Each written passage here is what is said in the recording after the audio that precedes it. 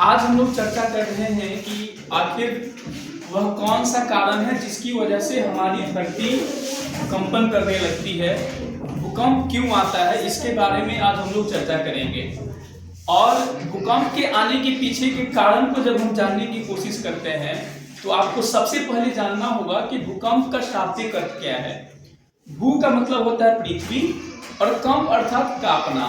पृथ्वी की सतह का कांपना ही भूकंप कहलाता है। लेकिन इसके पीछे का कारण क्या है, जब हम इसके कारणों को जानने की कोशिश करेंगे तो आप बोर्ड पर देखिए भूकंप क्यों आता है में सबसे पहले हम लोग जानेंगे कि पृथ्वी के अंदर जब हम गहराई तक जाने की कोशिश करते हैं तो हमें किस प्रकार के क्षेत्र प्राप्त होते हैं। तो आपको पता होना चाहिए कि पृथ्वी के अंदर जब हम गहराई तक जाएंगे तो उसका जो सबसे निचला जो क्षेत्र है वह आंतरिक क्रोड के नाम से जाना जाता है। उसके ऊपर का जो क्षेत्र है वह बाह्य क्रोड, फिर उसके ऊपर प्रवाल और पृथ्वी का सबसे ऊपरी सतह, पृथ्वी का यह जो सबसे ऊपरी सतह है इसे हम लोग भूपर्पटी के नाम से जानते हैं। अर्थात यदि इस भूपर्पटी में ही कंपन हो जाएगा तो हम कहेंगे कि भूकंप आ रहा है।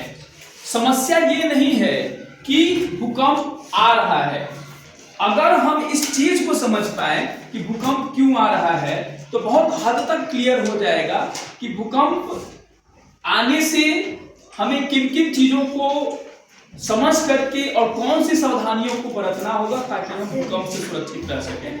तो बाबू याद रखो, पृथ्वी हमारा जो यह भूपर्पटी है इसके नीचे जो है ना पृथ्वी की कई सारी ढेर सारी प्लेटें पाई जाती हैं और वे सारी प्लेटें जब आपस में टकराती हैं, जैसे इंडियन प्लेट नाम होता है, यूरेशियन प्लेट नाम होता है, और ऐसे जब प्लेटों का आपस में जब टकराव होता है उस टकराव की वजह से पृथ्वी की ऊपरी सतह जो भूपर्पटी के नाम से जाना जाता है वह जब हिलती है और कांपती है तो हम कहते हैं कि वह क्या आ गया है, भूकंप आ गया है। बात समझ में आ रहा है आप सभी को?